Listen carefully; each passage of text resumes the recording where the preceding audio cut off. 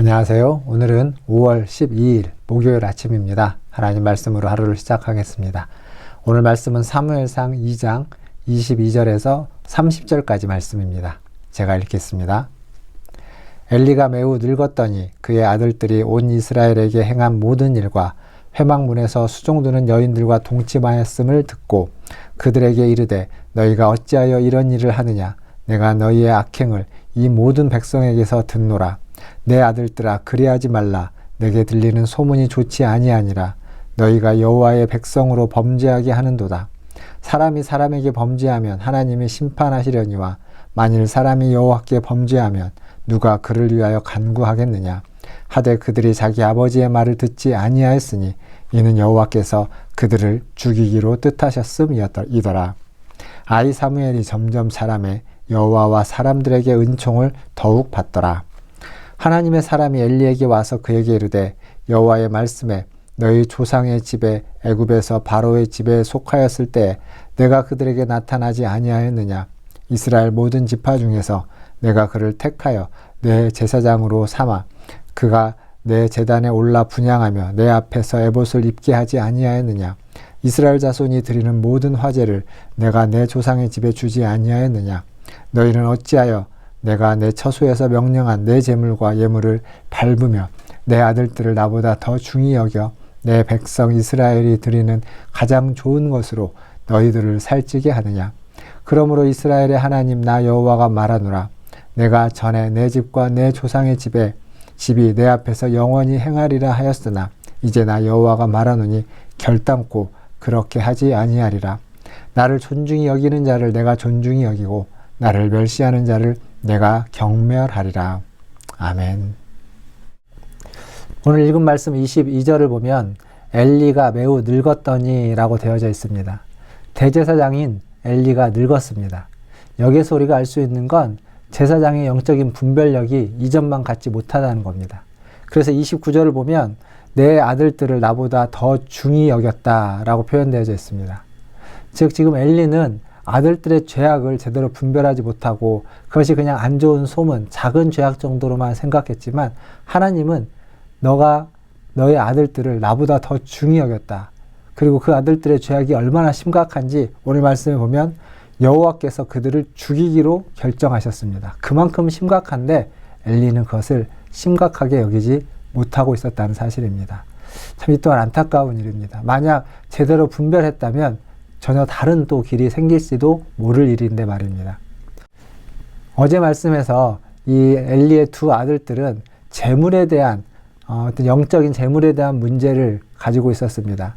그런데 오늘 말씀에서 보면 그런 모든 일과 함께 회막문에서 수종드는 여인들과도 동침하였다라는 얘기를 지금 엘리 제사장이 듣고 있습니다.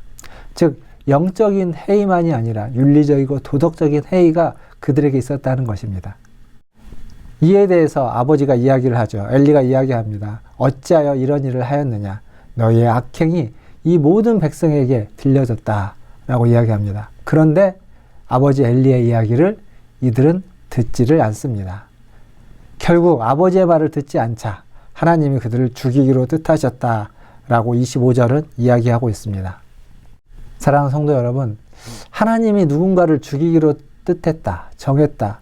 참 이건 어찌 보면 무서운 이야기고 아니 하나님이 그렇게까지 할 필요가 있을까라는 생각이 듭니다.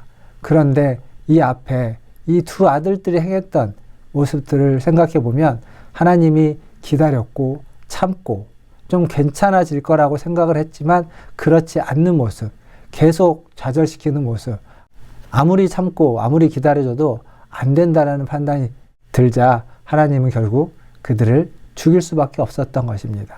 안타까운 모습입니다. 그런데 그 말씀 뒤에 바로 26절에 뭐라고 나오냐면 아이 사무엘이 점점 자라매 여호와와 사람들에게 은총을 더욱 받더라 라고 기록되어져 있습니다. 이 말씀은 누가복음 2장 52절을 떠올리게 합니다. 거기 보면 예수님이 하나님과 사람들에게 더욱 사랑스러워 가시더라 라는 표현이 있습니다. 즉 예수님이 하나님과 사람에게 사랑스러워 가면서 온전한 한 인간의 모습으로 살아나는 것처럼 이 아이 사무엘도 여호와와 사람들에게 은총을 받으면서 하나님의 사람으로, 온전한 하나님의 사람으로 세워져 가고 있다는 것을 우리는 여기서 알 수 있습니다. 근데 그 앞뒤에 엘리의 두 아들들의 죄악이 있고 대제사장의 어떤 영적인 분별력이 떨어진 이야기들이 있습니다. 즉 무슨 얘기냐면 굉장히 상황은 좋지 않습니다. 주변은 굉장히 혼탁하고 영적인 분별력이 있지 않고 죄악이 난무하는 그러한 상황과 환경 속에 있지만, 그럼에도 불구하고 하나님의 사람, 하나님이 사람을 세우시고 하나님이 돌보시고 하나님과 사람에게 은총을 받아 자라나는 아이 사무엘과 같은 존재가 있다는 것입니다. 지금도 마찬가지입니다. 주변은 어수선하고 어떤 영적인 분별력은 사라졌고 계속 교회는 욕을 먹고 있지만, 그럼에도 불구하고 하나님의 사람들은 하나님의 손에 의해서 자라나며 하나님의 뜻에 의해서 성장되는 줄 믿습니다. 하나님께 사랑받고 칭찬받을 뿐만 아니라 사람들에게도 사랑받고 인정받고 은총받는 그러한 하나님의 사람들이 더 많이 세워져 가기를 주님의 이름으로 축원드립니다. 그리고 이어지는 말씀을 보면 이제 하나님의 심판에 대한 이야기입니다. 27절부터 보면 아들들의 문제가 나옵니다. 그런데 이것이 아들만의 문제가 아니라 아버지인 엘리의 문제이기도 합니다. 즉, 그 예물과 재물을 마음대로 취하는 그 부당한 재물들을 거절했어야만 합니다. 그걸 보고 알았어야만 합니다. 이들이 얼마나 큰 죄를 지었는지. 근데 엘리는 그때 그러지 못했습니다. 아들들이 귀하기만 한 것이죠.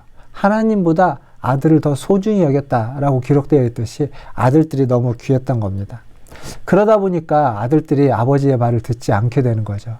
부모의 권위는 자녀들을 소중하게 여기는 것에서만 나오는 것이 아닙니다. 자녀들의 잘못된 것에 그만큼 꾸짖음이 있어야 될 것이고, 또 자녀들 앞에서 본을 잘 보여야만 할 것입니다. 마지막 말씀, 오늘 읽었던 말씀 30절에 보면 나를 존중히 여기는 자를 내가 존중히 여기고 나를 멸시하는 자를 내가 경멸하리라 라고 적혀 있습니다. 즉 하나님은 기계가 아닙니다. 하나님은 인격이십니다. 인격이시기에 하나님을 존중히 여기는 자를 하나님도 소중히 여기고 존중할 것입니다.